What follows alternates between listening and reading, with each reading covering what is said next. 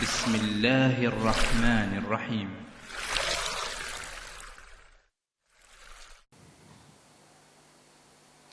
Bismillahirrahmanirrahim. Assalamualaikum warahmatullahi wabarakatuh.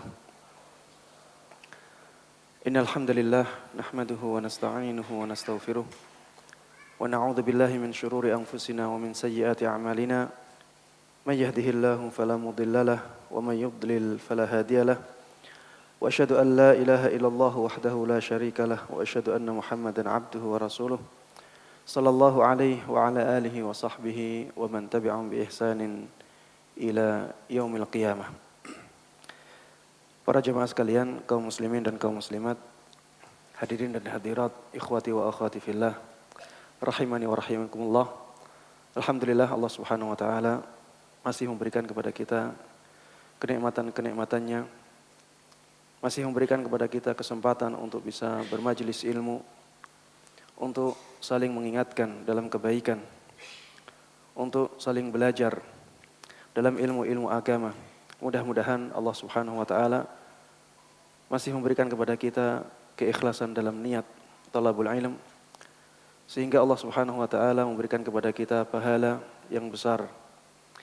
Mudah-mudahan Allah Subhanahu wa taala memberikan kepada kita ilmu yang bermanfaat, ilmu yang berkah, dan mudah-mudahan Allah Subhanahu wa taala terus memuliakan kita di dunia ini dan di akhirat nanti. Salawat dan salam semoga selalu terlimpahkan kepada Nabi yang sangat kita cintai, Nabi yang selalu kita junjung tinggi, sangat kita kagumi, Nabi yang selalu kita taati dan kita percayai, Nabi Agung Muhammad sallallahu alaihi wasallam. Mudah-mudahan salawat dan salam tersebut juga terlimpahkan kepada seluruh ahlul bait beliau, seluruh keluarga beliau, seluruh sahabat beliau, dan seluruh kaum muslimin yang mengikuti beliau dan para sahabatnya dengan baik hingga hari kiamat. Ikhwati wa akhwati fillah, a'azzani Allah wa iyyakum. Pembahasan kita masih tentang qiyas. Ya. Dan saya akan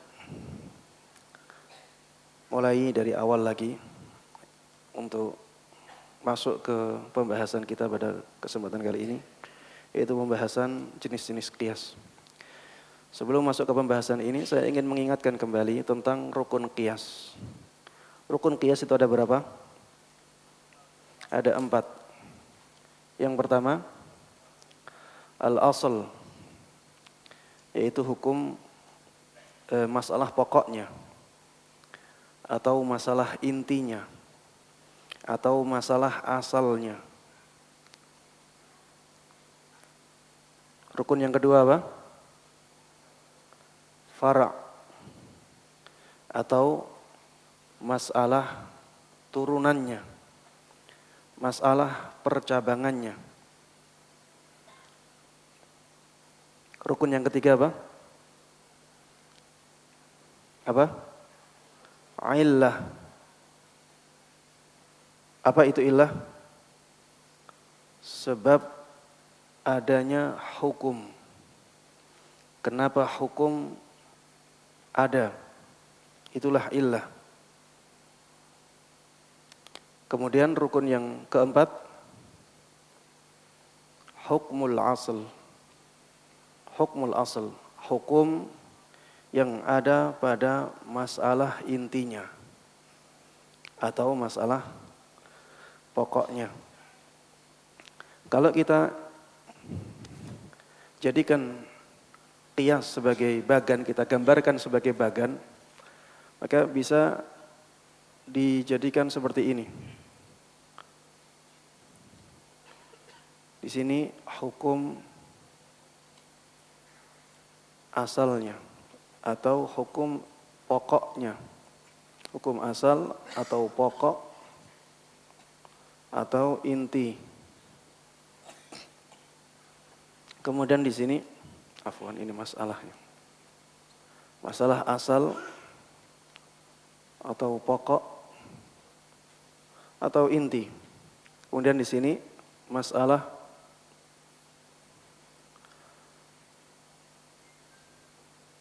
turunannya atau percabangannya.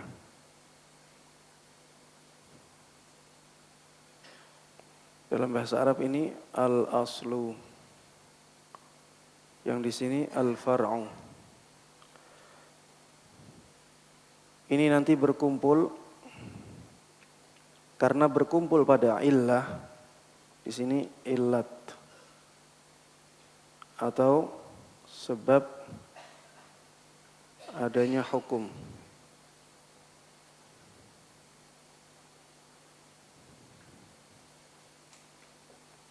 Nanti menghasilkan hukum yang sama.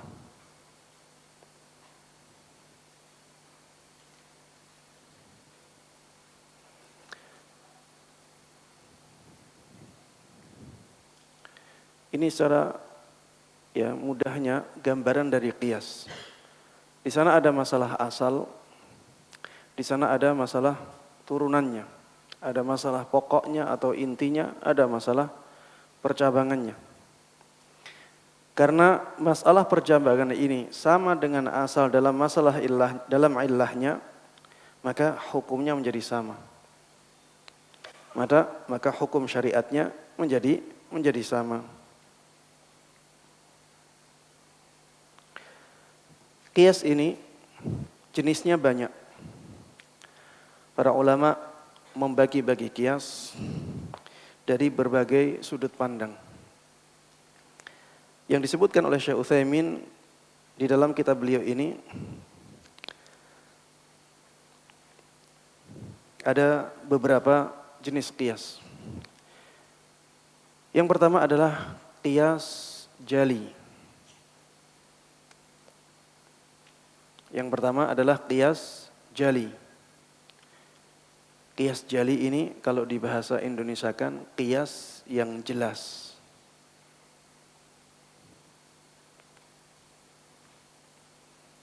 Didefinisikan oleh Syekh Utsaimin rahimahullahu taala dengan perkataan beliau, ma thabatat illatuhu binassin aw ijma'in aw kana maqtu'an fihi binafyil fariq bainal asli wal far'.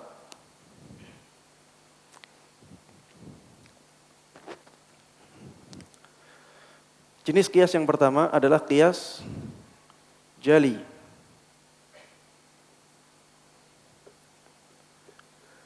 Qiyas jali atau qiyas yang jelas. Qiyas yang gamblang. Qiyas yang sangat mudah dicerna. Kata beliau, qiyas jali ini adalah qiyas yang illatnya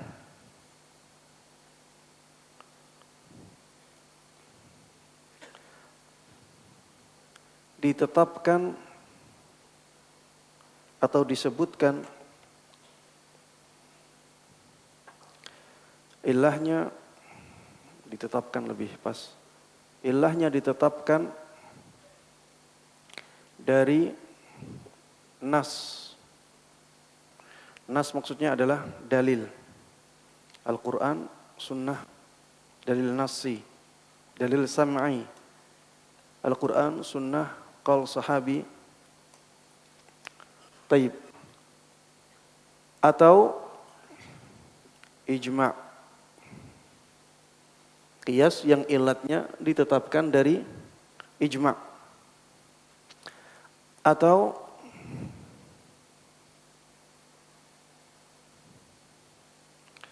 qiyas yang dipastikan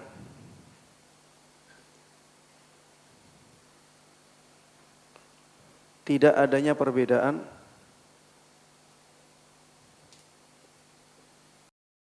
antara masalah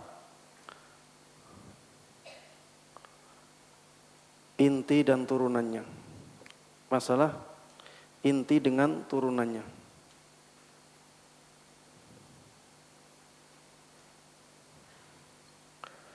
Inilah qiyas yang jali, qiyas yang jelas. Jadi qiyas jali ini ada 3 macam. Yang pertama qiyas yang ilatnya ditetapkan dari nas. Yang kedua, qiyas yang ilatnya ditetapkan dari ijma'. Dan yang ketiga, qiyas yang dipastikan tidak adanya perbedaan antara masalah inti dengan masalah turunannya. Dan 3 qiyas ini adalah qiyas yang jelas. Qiyas yang sangat gamblang, mudah dicerna. Contohnya, qiyas yang ilatnya ditetapkan dari nas. Seperti misalnya mengkiaskan darah yang kering dengan kotoran keledai yang kering dalam tidak bolehnya bersuci dengannya. Jadi di dalam sebuah nas, di dalam sebuah hadis, Rasulullah sallallahu alaihi wasallam pernah ingin istijmar. Apa itu istijmar? Bersuci dengan batu atau dengan selain air. Benda yang kering. Bersuci dengan istijmar. Dengan cara istijmar. Kemudian disodorkan kepada beliau kotoran keledai yang kering. Maka Rasulullah sallallahu alaihi wasallam mengatakan, "Innaha riksun." Sungguh kotoran keledai itu najis. Di sini kata-kata innaha riksun, kotoran keledai itu najis, ini adalah penjelasan tentang illah, kenapa hukumnya tidak boleh. Maka Rasulullah sallallahu alaihi wasallam memberikan alasan, memberikan sebab, penjelasan tentang sebabnya, karena itu najis. Berarti semua yang najis menjadi tidak boleh digunakan untuk beristijmar atau bersuci. Sehingga dikiaskan darah yang kering. Sehingga di sana ada, kalau kita masukkan ke sini, berarti ada kotoran. Masalah asalnya atau masalah intinya adalah kotoran keledai. Karena ada hadisnya. Innaha riksun.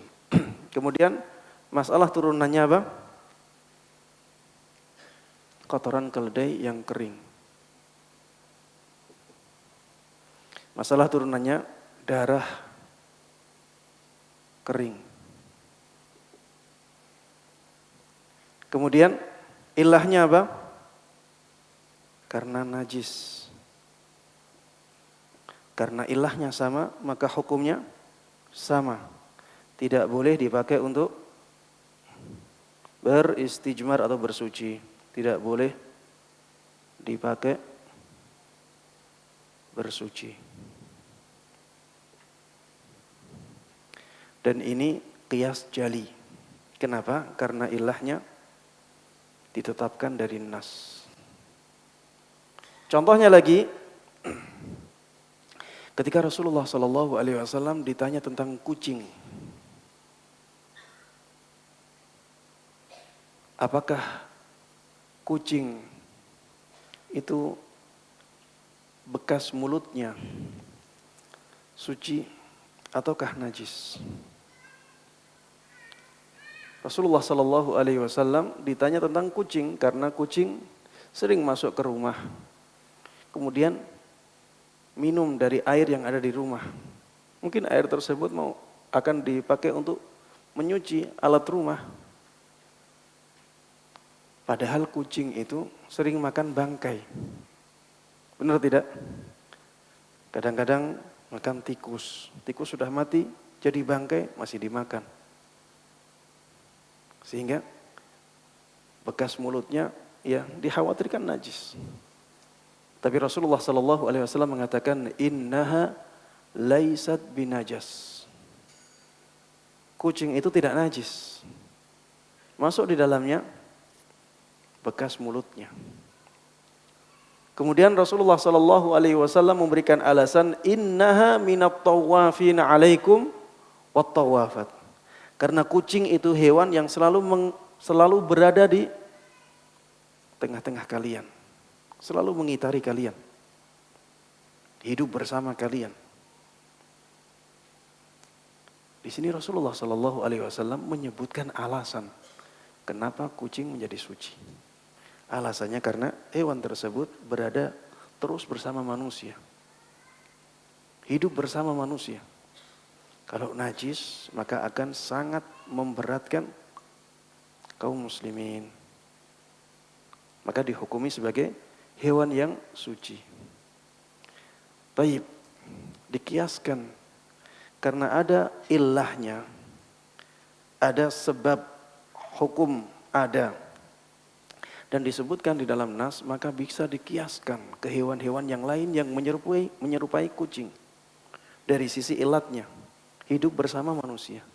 Yang hidup bersama manusia contohnya apa? Tikus. Tikus ini hidup bersama manusia. Sehingga tikus juga suci. Apalagi? Kecoa. Bisa jadi. Ya. Hidup bersama manusia. Dikatakan suci. Berarti kalau dimasukkan ke sini, maka masalah asal atau masalah pokok atau masalah intinya adalah apa? Kucing. Kemudian masalah turunannya hukum tikus. Ilahnya karena hidup bersama manusia.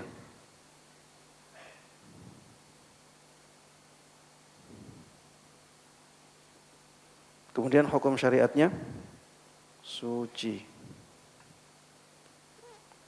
Karena ada persamaan antara tikus dengan kucing dalam ilatnya, yaitu hidup bersama manusia, maka hukumnya dianggap sama, yaitu suci. Ini qiyas jali yang pertama, qiyas yang ilatnya ditetapkan dari nas. Bagaimana dengan yang kedua? Apa contoh qiyas yang ilatnya ditetapkan dari ijma'? Contohnya adalah mengkiaskan hakim yang sedang menahan kencing. Dia tidak boleh memberikan keputusan. Dikiaskan kepada hakim yang sedang marah. Ilatnya karena pikirannya terganggu. Ilat ini karena pikirannya terganggu tidak disebutkan oleh nas. Tidak disebutkan di dalam hadis atau di dalam ayat atau qaul sahabi, tidak. Tapi para ulama sepakat akan ilah tersebut. Hadisnya hanya menjelaskan bahwa Rasulullah Shallallahu Alaihi Wasallam melarang seorang hakim untuk memberikan keputusan ketika dia sedang marah. Rasulullah Shallallahu Alaihi Wasallam melarang seorang hakim untuk memberikan keputusan ketika dia sedang marah. Hanya seperti ini hadisnya. Kemudian para ulama beristimbat, ingin dan berusaha untuk mengeluarkan illah atau berusaha untuk menemukan illah, sebab kenapa hakim tidak boleh memberikan keputusan ketika dia sedang marah. Para ulama istimbat dan semuanya sepakat, sebabnya adalah karena pikirannya terganggu. Illah ini ya ditetapkan dari ijma' sehingga hukumnya sama. Kalau dimasukkan ke dalam bagan ini ya, berarti hukum intinya atau hukum pokoknya atau hukum asal masalah intinya apa? Masalah intinya apa? Masalah intinya apa? Hakim yang marah.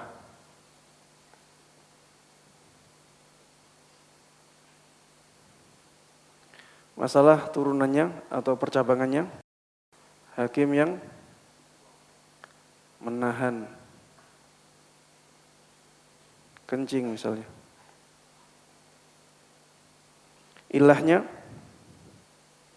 terganggunya pikiran atau pikirannya terganggu.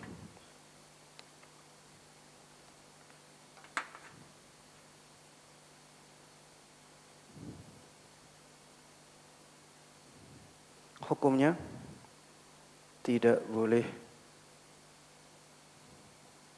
memberikan keputusan.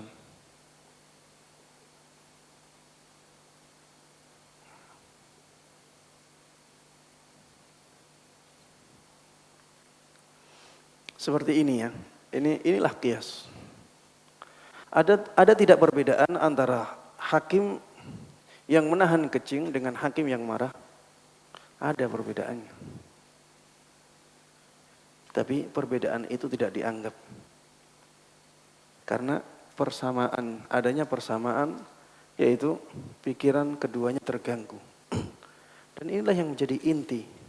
Inilah yang menjadi sebab kenapa hakim yang marah tidak boleh memutuskan suatu hukum.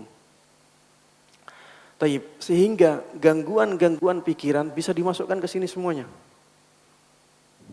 Menahan BAB masuk ke situ. Kecapean masuk ke situ. Hakim yang kecapean, pikirannya terganggu. Dia berpikir kapan saya bisa istirahat. Atau dirundung masalah besar, pikirannya terganggu. Tidak boleh dia memutuskan sesuatu, masuk di sini semuanya. Semua yang mengganggu pikiran masuk di cabang ini. Masuk di masalah-masalah turunan, semua hukumnya sama. Nanti hakim yang ngantuk misalnya. Dia tidak capek tapi ngantuk. Tidak boleh dia memutuskan suatu hukum karena pikirannya terganggu dengan rasa kantuknya. Mungkin kantuknya karena kebanyakan makan, bisa jadi. Dia bukan capek. Tapi karena kebanyakan makan akhirnya ngantuk. Atau ngantuknya karena minum obat atau makan sesuatu yang menjadikan dia ngantuk, dia tidak capek. Seperti ini semuanya masuk ke dalam masalah turunan. Ya. Taib. Yang ketiga, qiyas yang bisa dipastikan tidak ada perbedaan antara masalah inti dan turunannya. Qiyas yang bisa dipastikan tidak ada perbedaan antara masalah inti dan masalah turunannya. Contohnya adalah mengkiaskan membakar harta anak yatim dikiaskan kepada memakan harta anak yatim. Di dalam surat An-Nisa Allah Subhanahu wa taala berfirman, "Innal ladzina ya'kuluna amwalal yatama dzulma innama ya'kuluna fi butunihim nara." Sesungguhnya orang-orang yang memakan harta anak yatim secara zalim, sesungguhnya mereka memakan api neraka dan memasukkannya ke dalam perut-perut mereka. Wa sayaslawna sa'ira, dan mereka akan masuk ke neraka. Di sini tidak ada penjelasan masalah ilahnya apa. Para ulama beristimbat, ilahnya adalah itlaf atau merusak atau menghilangkan. Maka semua yang masuk ke dalam ilah ini, yang ilahnya sama, maka hukumnya sama. Dan antara membakar dengan memakan harta anak yatim ini bisa dipastikan tidak ada perbedaan sama sekali. Dari sisi merusak harta anak yatim.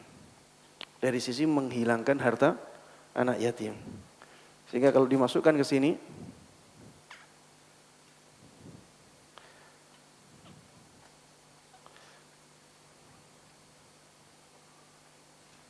kalau dimasukkan di sini, maka masalah pokoknya apa? Masalah intinya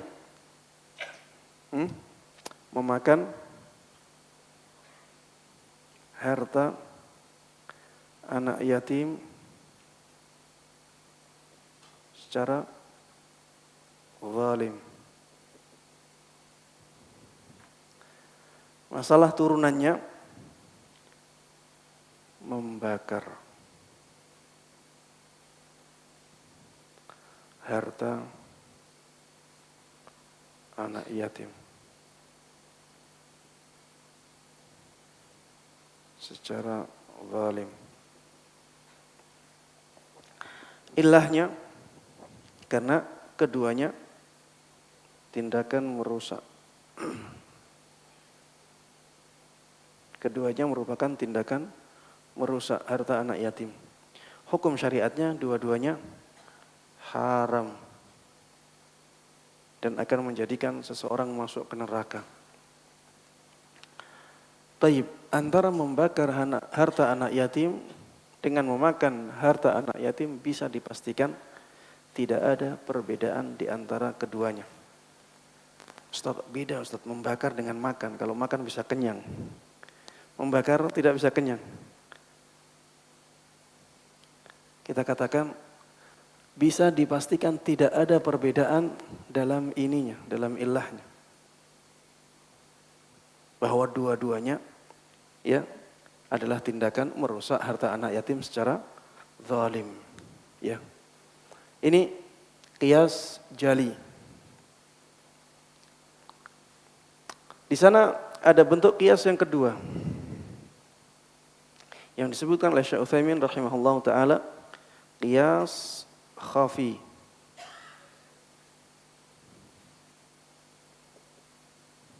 Atau qiyas yang samar. Beliau menyebutkan ta'rifnya dengan mengatakan, ya lebih mudahnya langsung saja, yaitu qiyas yang illatnya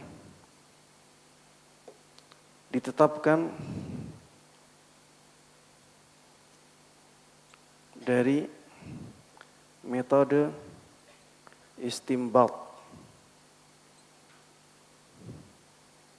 Istimbat ini penyimpulan sebuah illah dari nas. Jadi nasnya, dalilnya tidak menyebutkan illahnya. Illah tersebut didapatkan oleh para ulama melalui ijtihad.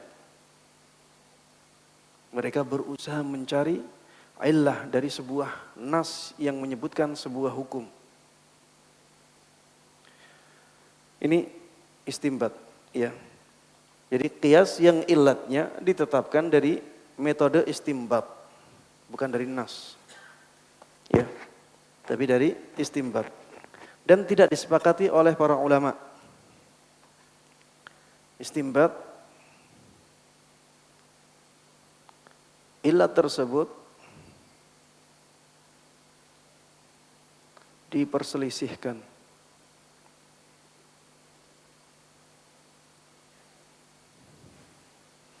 oleh para ulama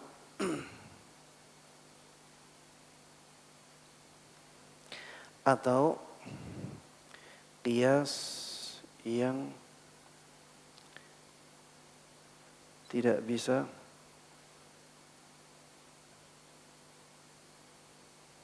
dipastikan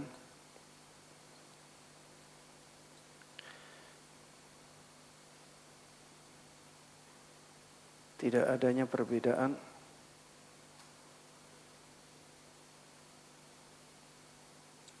antara masalah inti atau pokok dengan masalah turunannya. Sebenarnya ya qiyas khafi ini adalah kebalikan dari qiyas jali. Qiyas khafi ini ya kebalikan dari qiyas jali. Qiyas jali qiyas yang jelas, qiyas khafi qiyas yang samar. Qiyas jali qiyas yang ilatnya ditetapkan dari nas. Qiyas khafi qiyas yang ilatnya ditetapkan dari metode istimbat. Ini lawan dari nas. Istimbat itu harus berusaha mencari. Jadi ilatnya tidak disebutkan dalam nas. Tapi para ulama harus berusaha untuk mencari apa ilatnya. Ilat tersebut diperselisihkan oleh para ulama. Ini ijma'. Kemudian ini qiyas yang tidak bisa dipastikan tidak adanya perbedaan antara masalah inti dengan masalah turunannya. Ya, kalau yang qiyas jali, qiyas yang bisa dipastikan Di sana tidak ada perbedaan antara masalah inti dengan masalah turunannya. Contohnya, disebutkan oleh Syekh Utsaimin rahimahullahu taala mengkiaskan, beliau sebutkan sebuah nama al-ushnan. Ushnan ini dia seperti bubuk. Dia hasil dari alam, ya hasil dari Tuhan, dan ditumbuk sehingga menjadi kecil-kecil. Fungsinya ushnan ini ya adalah sebagai deterjen di zaman dahulu. Jadi orang kalau mencuci baju, ushnan ini,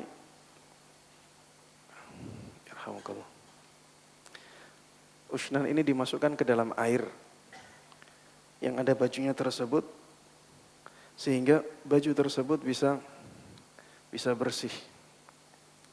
Ushnan ini dijual dengan cara takaran. Dijual dengan cara takaran. Dia seperti deterjen fungsinya. Dijual dengan takaran. Takaran itu satuan volume, bukan satuan berat. Seperti liter ya. Dikiaskan ke gandum. Karena gandum dijual dengan takaran, satuan volume. Dalam masalah riba. Dalam masalah riba, kenapa? Karena dua-duanya dijual dengan cara ditakar. Ini dalam mazhab Hambali. Ya, bagi para fuqaha yang mengatakan bahwa illat riba dalam komoditi riba adalah al-kail, yaitu takaran. Rasulullah Shallallahu Alaihi Wasallam ketika menyebutkan komoditi riba, Rasulullah hanya menyebutkan jenis-jenisnya saja. Jadi komoditi riba yang disebutkan oleh Rasulullah Shallallahu Alaihi Wasallam itu ada 6, ya, ada emas, ada perak, kemudian apa? Bur atau gandum.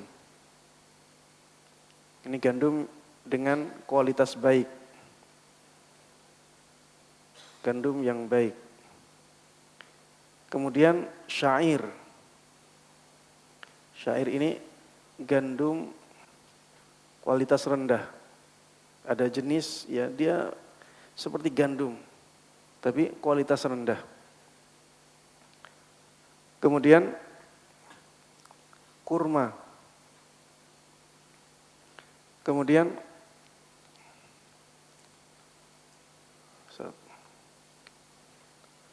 milah atau garam. Gandum, syair atau gandum kualitas rendah ya, gandum. Saya bahasakan gandum KW. Kualitas rendah maksudnya. Kemudian kurma. Kemudian garam.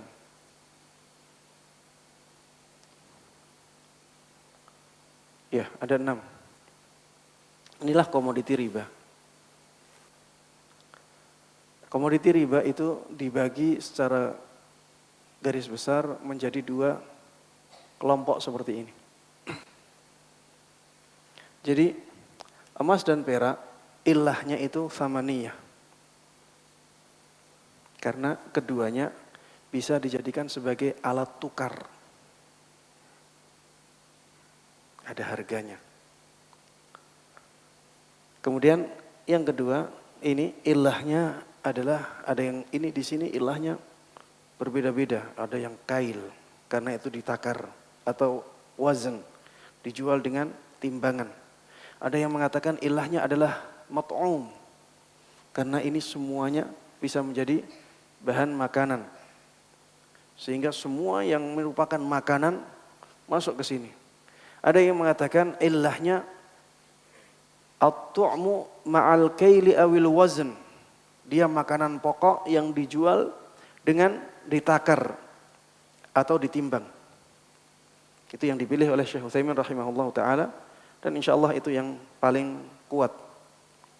Yang ketiga, yaitu makanan pokok yang ditakar atau ditimbang. Dijual dengan cara ditakar atau ditimbang. Antara emas dengan emas tidak boleh tukar menukar dengan ditunda atau berbeda kadarnya. Jadi emas 1 gram dengan emas 1 gram harus satu waktu. Serah terima. Perak dengan perak harus satu waktu. 1 gram dengan 1 gram. Tidak boleh perak 1 gram dengan perak 2 gram.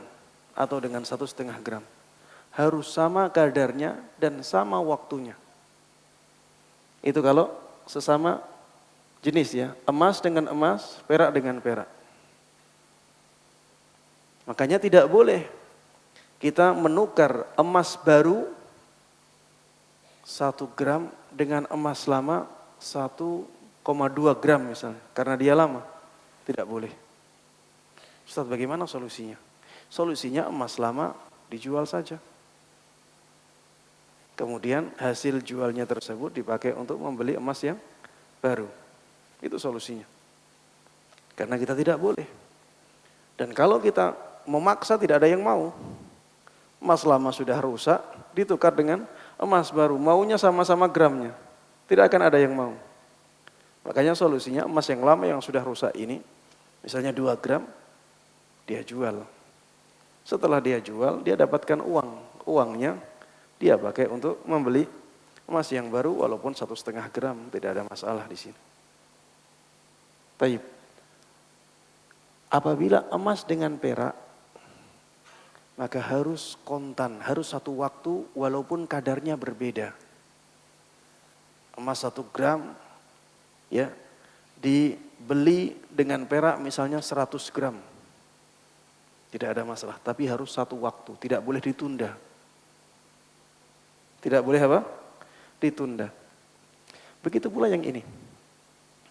Antara gandum dengan gandum, syair dengan syair, kurma dengan kurma, garam dengan garam, tidak boleh ada perbedaan dan harus satu waktu. Kurma jenisnya banyak tidak? Ada yang sukari, ya, ada yang ajwa, terus ada yang barhi, dan ada kurma-kurma yang lainnya. Tidak boleh beda timbangan. Kalau itu kurma dengan kurma, karena ini komoditi riba. 1 kilo kurma ajwa kalau ingin ditukar dengan kurma sukari, maka harus 1 kilo. Kalau tidak ingin seperti ini, maka jual. Kemudian beli yang lain. 1 kilo harus sama dengan 1 kilo dan harus satu waktu. Itu kalau kurma dengan kurma. Kalau misalnya kurma dengan gandum, ini sudah berbeda ya. Kurma dengan gandum. Maka harus satu waktu walaupun kadarnya bisa berbeda. Karena masih dalam jenis atau komoditi riba. Masih masuk dalam kategori komoditi riba. Misalnya kurma ditukar dengan gandum. Kurmanya 1 kilo, gandumnya 2 kilo. Tidak ada masalah. Tapi harus kontan. Satu waktu. Tidak boleh ditunda. Adapun antara ini dengan ini, boleh semuanya. Boleh ditunda dan boleh tidak sesuai atau tidak sama kadarnya. Makanya kita harus memahami seperti ini. Emas dan perak dalam satu jenis dan yang lain jenis yang lain. Sehingga emas dengan gandum bisa ditunda. Ambil gandumnya dulu, nanti dibayar dengan emas misalnya. Setelah 2 hari, tidak ada masalah. Dan takarannya berbeda. Emasnya cuma 1 gram, gandumnya bisa berpuluh-puluh kilo. tidak ada masalah. Ya, makanya kalau ada orang yang beli beras misalnya, boleh dia ambil berasnya dulu, nanti dibayar sehari kemudian, tidak ada masalah.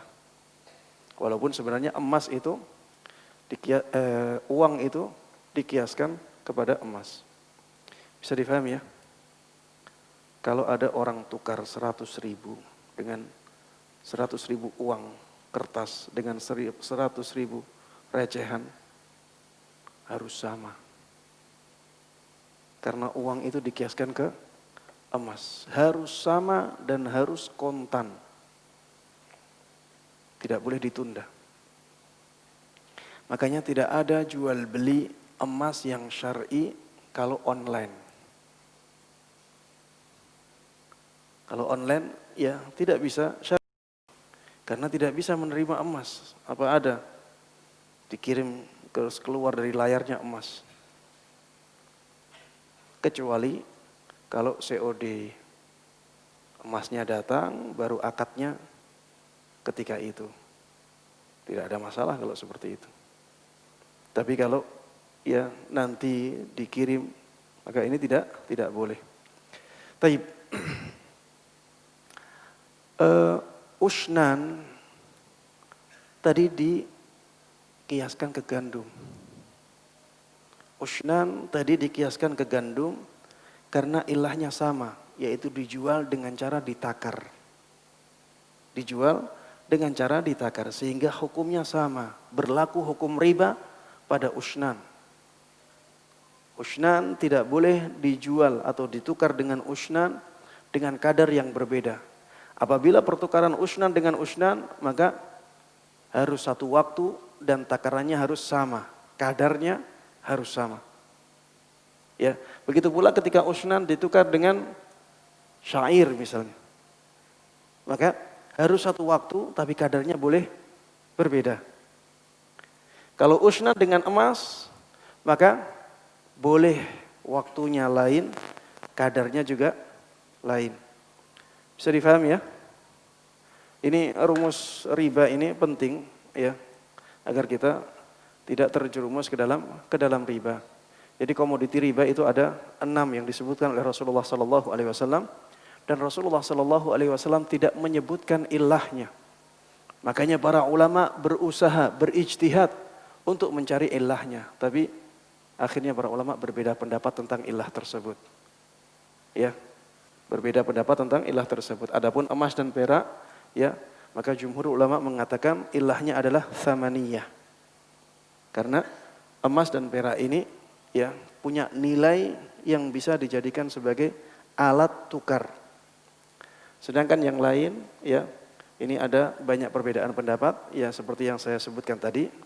Pendapat yang paling kuat wallahu taala alam adalah pendapat yang mengatakan bahwa karena semuanya ini adalah bahan makanan pokok yang dijual dengan ditakar atau ditimbang. Sehingga semua makanan pokok yang dijual dengan ditakar atau ditimbang maka masuk dalam komoditi riba. Seperti misalnya apa? Beras. Beras tidak disebutkan oleh Rasulullah sallallahu alaihi wasallam. Tapi kita masukkan ke dalam hukum ini, hukum riba. Kenapa? Karena ada ilahnya. Yaitu ilahnya dia bahan makanan pokok dan bahan makanan pokok dan apa? Dan dijual dengan cara apa? Ditakar atau ditimbang. Taib. Ustadz, kenapa ushnan ketika dikiaskan dengan gandum ini? Kenapa dimasukkan ke kias khafi? Kias yang samar. Karena antara ushnan dengan gandum ada perbedaan yang mencolok. Ushnan ini tidak bisa dimakan. Sedangkan gandum bahan makanan pokok. Makanya di situ ada perbedaan yang bisa dikatakan ini sangat berbeda. Kenapa disamakan hukumnya? Bagi yang mengatakan karena ilahnya sama, maka sudah cukup. Ilahnya sama, dijual dengan ditakar. Kalau dia memilih ilahnya ditakar, maka dia punya jawaban. Ilahnya sama, maka hukumnya kami samakan. Ilahnya apa? Ilahnya karena dijual dengan ditakar. Makanya hukumnya sama. Tapi ilah ini bisa diperdebatkan. makanya kiasnya menjadi kurang kuat. Itulah kenapa dikatakan kias yang khafi atau kias yang samar, ya, yang zalim, atau pembunuhan zalim yang disengaja. Pembunuhan secara zalim yang disengaja. Ini ilahnya, hukumnya bisa jadi qisas. Bisa menuntut qisas. Kenapa ini menjadi qiyas khafi? Padahal kelihatannya jelas. Benar tidak? Kelihatannya jelas. Ini membunuh Ustaz. Ulama Hanafiyah tidak sepakat dengan qiyas ini. Kenapa? Karena mereka membedakan antara membunuh dengan alat tajam dengan membunuh dengan alat tumpul. Kata mereka, kalau membunuh dengan alat tajam sudah terlihat maksud orangnya. Jelas maksud orangnya berarti ingin membunuh. Tapi kalau membunuh dengan alat tumpul bisa maksudnya mungkin bukan membunuh tapi untuk melumpuhkan saja. Tapi kebablasan. Jadinya sampai terbunuh orangnya. Dan kita dalam masalah hudud, ya ini qisas, hudud. Hukum-hukum yang sudah dijelaskan oleh syariat secara terperinci, kita harus hati-hati. Kata mereka demikian. Ada perbedaan. Sehingga mereka tidak sepakat dengan ilah yang disebutkan ini. Mereka mengatakan ilahnya ini adalah pembunuhan yang zalim yang disengaja dengan alat tajam.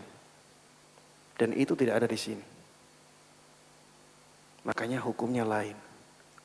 Hukumnya di dalam mazhab Hanafi, membunuh dengan alat yang tumpul hanya diyat atau afu. Hanya diyat atau afu. Afu itu memaafkan, digratiskan, dimaafkan sama sekali, atau bayar diyat. Diyat itu berapa? 100 unta. 100 unta itu berapa? Satu untanya berapa harganya? Kalau misalnya 5.000 real, ya sekitar 18 juta kalikan 100. Itu standar diyat, ya. Standar diyat itu 100 unta. Ustaz, tadi kok ada yang sampai 40 M? Itu sulah namanya. Perdamaian, harga damai. Itu harganya qisas. Saya menuntut qisas. Kalau tidak mau diqisas, maka harganya sekian. Dan itu tidak ada batasannya. Bisa saja dia membuat harga 100 M atau 1 T misalnya. Tidak ada masalah. Bisa mendatangkan, itulah harga qisas. Itu harga damai. Dibolehkan di dalam syariat Islam. Tapi kalau misalnya ini menurut Hanafiyah, ya, ilahnya beda dengan ini, maka ketika di sini mereka bukan berarti orang yang membunuh dengan alat tumpul menjadi bebas, tidak. Tapi hukumnya berbeda dengan ini. Di sini ada hukum qisas, ada sulah, ada diyat, ada afu. Ya, di sini bisa 4 ini. Bisa minta diqisas. Waliul amrnya atau wali yang dibunuh itu, perwakilannya bisa minta qisas, bisa minta harga damai, bisa minta diyat saja, bisa dibebaskan. Ya, bisa membebaskan sama sekali tanpa ada tanggungan. Kalau di sini, maka di sini hanya ada diyat dan ada afu saja, ya. Membayar, ya, diyat yang sudah ditentukan oleh syariat atau membebaskan orang tersebut, memaafkannya sama sekali. Taib. Inilah sebab kenapa contoh yang kedua ini menjadi qiyas khafi. Karena ilahnya diperselisihkan. Kemudian ilah tersebut diambil dengan metode istinbat. Kemudian, ya, tidak dipastikan, tidak adanya perbedaan antara masalah inti dan masalah turunannya. Taib.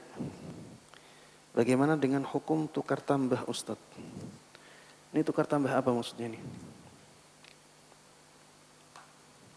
Iya, tukar tambah apa? Apakah komoditi riba ataukah tidak komoditi riba? Ini berbeda hukumnya. Kalau komoditi riba misalnya tukar tambah emas tidak boleh. Tukar tambah emas itu tidak boleh. Emas yang lama kemudian diganti dengan emas yang baru, kemudian ada tambahan uang. Ini tidak boleh. Karena sudah tadi disebutkan ini komoditi riba. Kalau emas dengan emas, ya maka harus sama dan kontan. Harus sama dan kontan. Kalau emas dan perak harus kontan, tapi tidak harus sama kadarnya. Ya. Tapi kalau emas dengan uang bagaimana? Kadarnya boleh berbeda, tapi harus kontan. Kalau emas dengan gandum bagaimana? Boleh dua-duanya. Boleh tidak kontan dan juga boleh tidak sama kadarnya. Kalau tukar tambah mobil, ada mobil Innova misalnya, tahun 2015 dengan Innova tahun 2018. Boleh ditukar tambah tidak? Boleh. Bukan komoditi riba. Dan ilah-ilahnya yang disebutkan oleh para ulama pun tidak ada di situ. Innova tidak dijual dengan cara ditimbang. Tidak dijual dengan cara ditakar. Innova bukanlah bahan makanan. Bukan bahan pokok. Sehingga tidak masuk dalam komoditi riba sama sekali.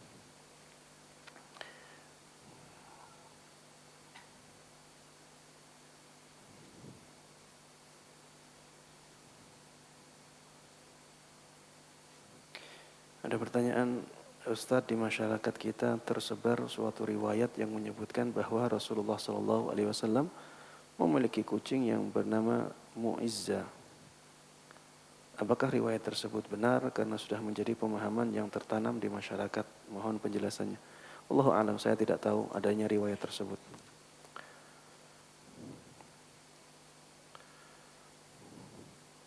Apakah karena riwayat ini sehingga masyarakat kita sangat takut untuk nabrak kucing? Iya, saya melihat ya masyarakat kita ini sangat takut sekali nabrak kucing. Sampai kadang-kadang mengorbankan dirinya. Mengorbankan dirinya. Jadi sampai kadang-kadang lebih baik dia celaka daripada kucingnya yang celaka. Dan ini tidak benar seperti ini. Manusia lebih mulia daripada kucing.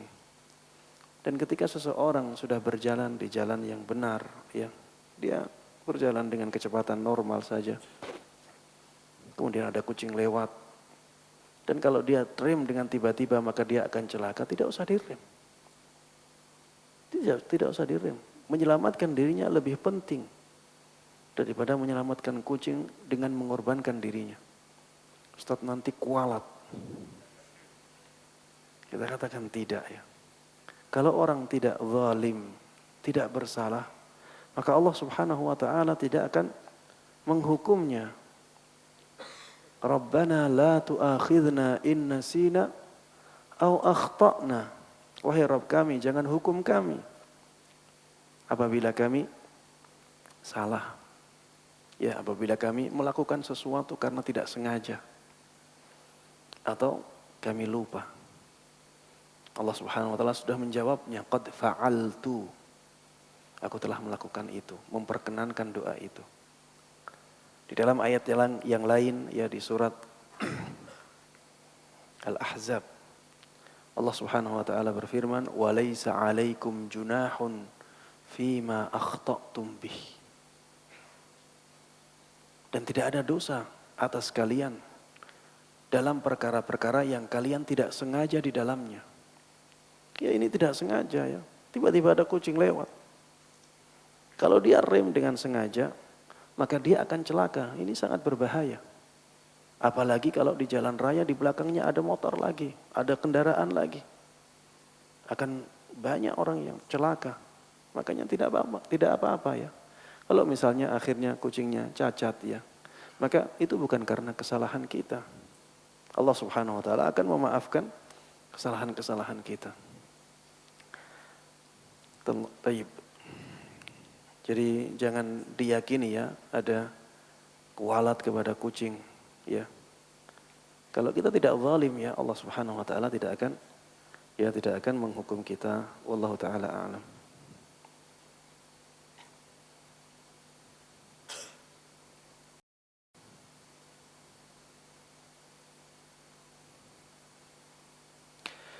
Assalamualaikum warahmatullahi wabarakatuh. Ustaz, afwan keluar dari tema, apakah kita boleh bermakmum kepada makmum yang masbuk? Yang kita ketahui dia juga awalnya bermakmum kepada seorang yang masbuk. Dalam kurung ditepuk 2 kali. Atau lebih baik sholat sendiri jika tidak ada jamaah lain. Syukran, jazakallah khair. Afwan wa jazaka khaira. Boleh, ya. Ada beda pendapat di sini memang, ya. Ada perbedaan pendapat, khilafnya mu'tabar. Kita harus saling menghormati, ya, toleran dalam masalah khilafiyah, fiqhiyah seperti ini. Tapi saya lebih condong ke pendapat yang membolehkan. Saya lebih condong ke pendapat yang membolehkan. Kenapa? Karena ada hadis-hadis yang menjelaskan masalah itu atau mirip dengan masalah itu. Rasulullah Shallallahu Alaihi Wasallam pernah sholat sendirian di rumahnya, sholat malam. Kemudian di tengah-tengah sholatnya sahabatnya datang, bermakmum dengan Rasulullah Shallallahu Alaihi Wasallam di tengah-tengah sholatnya beliau. Jadi awalnya Rasulullah Shallallahu Alaihi Wasallam sholat sendirian. Kemudian datang salah seorang sahabatnya, bahkan di suatu hari, di suatu kesempatan banyak sahabat yang datang. Akhirnya yang tadinya Rasulullah sholat sendirian, jamaahnya banyak. Di tengah-tengah sholat jamaahnya menjadi banyak karena yang datang dari para sahabatnya banyak.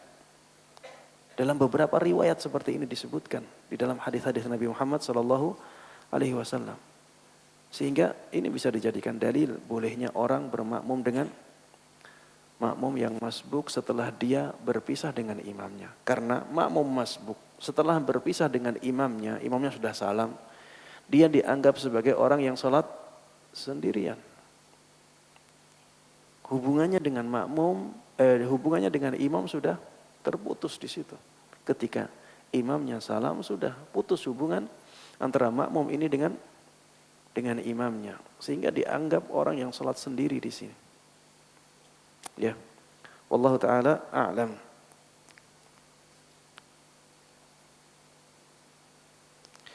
Assalamualaikum Ustaz, barakallahu fiik. Ustaz, bagaimana hukum kotoran dan kencing kucing? Dia suka masuk ke rumah dan suka naik ke pangkuan. Jumhur ulama, mayoritas ulama mengatakan bahwa kotoran kucing dan kencingnya najis. Ya. Dan saya menghormati pendapat yang mengatakannya suci. Ada sedikit ulama yang mengatakan kotoran, ya, yang mengatakan kencing kucing itu suci. Tapi saya melihat pendapat ini lebih lemah. Kenapa lebih lemah? Karena sandarannya lemah. Mereka menyandarkan dengan hadis yang saya baca tadi. Ketika Rasulullah Shallallahu Alaihi Wasallam ditanya tentang kucing, maka Rasulullah Shallallahu Alaihi Wasallam mengatakan, innaha laisat binajas. Sesungguhnya kucing itu tidak najis. Innaha minat tawafina alaikum wat tawafat. Karena kucing itu hewan yang biasa hidup di sekitar kalian, hidup bersama kalian. Kita harus melihat sababul wurudnya. Sabab wurud hadis ini adalah karena mereka ragu tentang kucing ini. Bukan ragu dengan kotorannya, tapi ragu dengan su'urnya. Su'ur itu bekas dari bekas yang ada di bekas minumnya. Jadi bekas minum kucing ini suci atau tidak. Kenapa? Karena kucing itu biasa makan makanan yang najis. Makanan bangkai, ya. Kalau kucing tidak dikasih makanan, maka dia mencari mangsanya sendiri. Dan mangsa tersebut dimakan tanpa disembelih. Iya, ada kucing yang menyembelih. Dan yang dimakan juga biasanya tikus, ya. Jadi ada sisa di mulutnya. Itu yang ditanyakan oleh para sahabat. Konteksnya di sana. Sehingga ketika Rasulullah SAW mengatakan innaha laysat binajas, bukan berarti bahwa semua yang ada di kucing itu menjadi suci, semua yang keluar dari kucing menjadi suci. Kemudian darahnya suci, kejeroannya suci, kotorannya suci, kencingnya suci, tidak. Suci maksudnya suci yang di luarnya, ya badannya suci, bulunya suci, kemudian bekas minumnya juga suci, itu maksudnya. Ya, kalau kucing jadi bangkai bagaimana? Apakah suci? Tidak. Padahal Rasulullah mengatakan innaha laysat binajas. Kucing itu tidak najis. Tapi kalau dia sudah jadi bangkai, maka jadi najis. Sama kotorannya juga demikian. Kenapa kotorannya dikatakan najis? Karena ada dalil lain yang menunjukkan kenajisannya. Seperti misalnya dengan mengatakan bahwa kucing itu haram. Dan kotoran hewan yang haram dimakan itu najis. Keledai dikatakan oleh Rasulullah SAW kotorannya najis. Innaha riksun. Kotorannya najis. Itu najis kotoran keledai itu. Karena keledai haram dimakan. Ya, keledai haram dimakan sehingga kotorannya najis. Kucing juga demikian, haram dimakan, kotorannya najis. Maka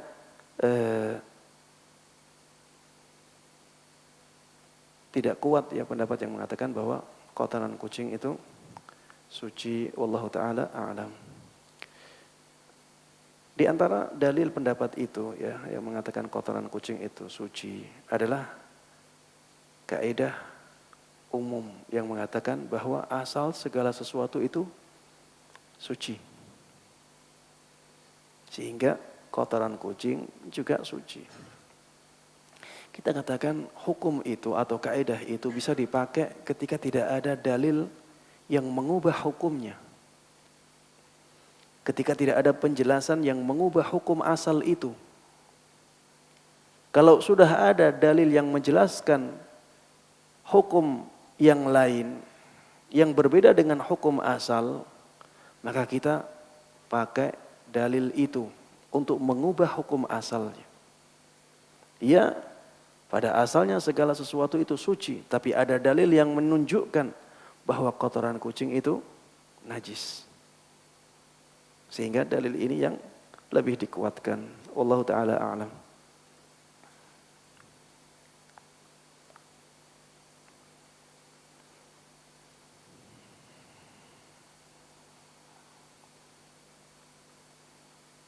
Baik. Ada pertanyaan, Ustadz, apakah darah itu najis? Di sini juga ada khilaf, tapi khilafnya khilaf mutaakhir.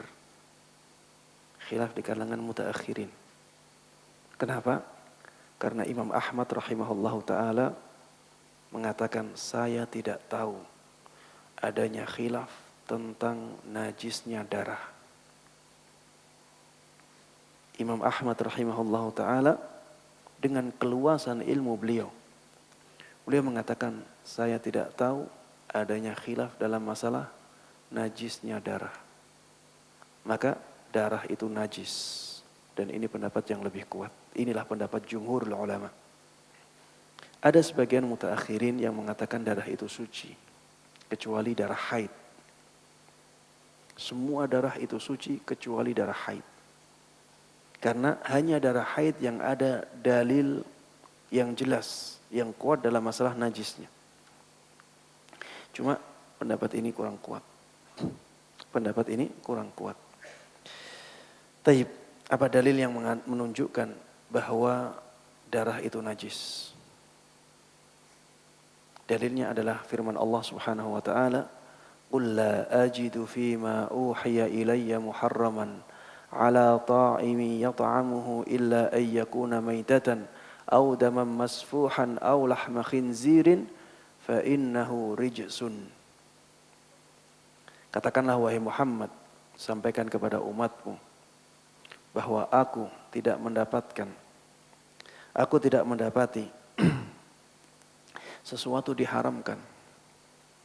Aku tidak mendapati sesuatu yang diharamkan kecuali yang pertama, maitah, bangkai. Berarti bangkai itu haram. Yang kedua, darah yang mengucur. Berarti darah yang mengucur itu diharamkan.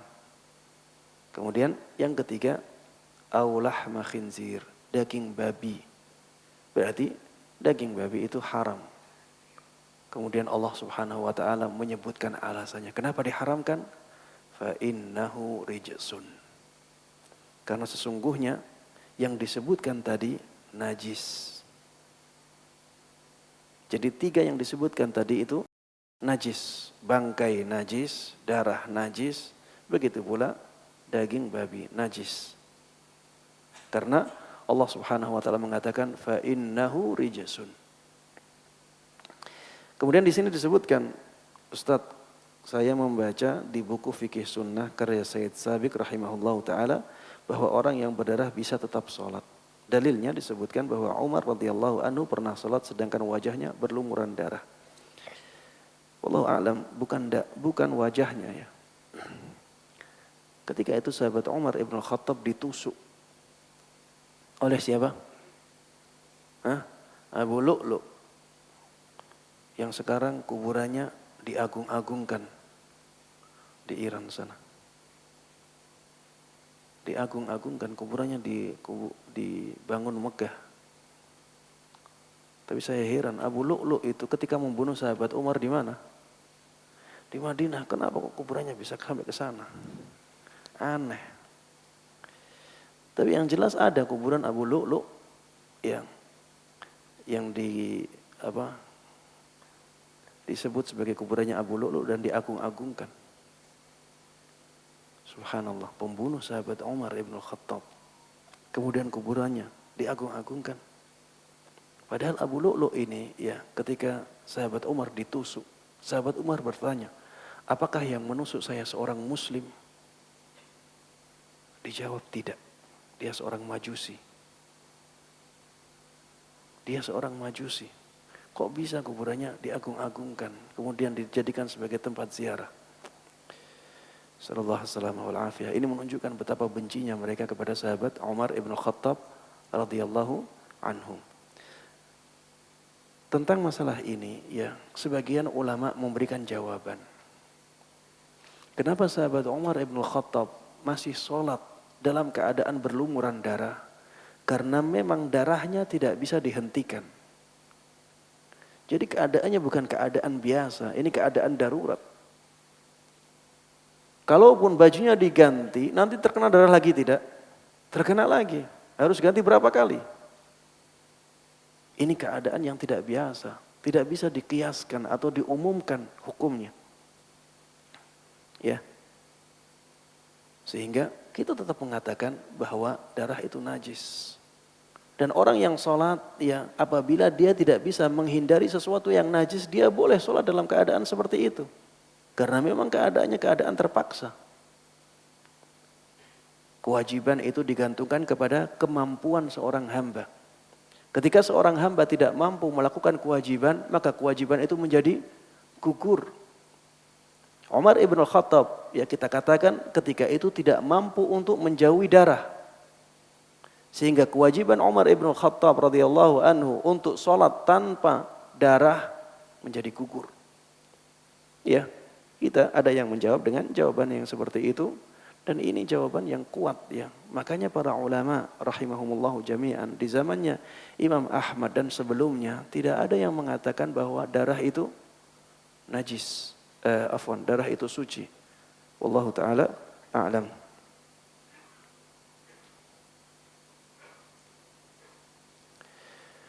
Taib, demikian yang bisa Anda sampaikan dalam kesempatan kali ini. Waktunya sudah tidak cukup ya, sudah jam 8 lebih.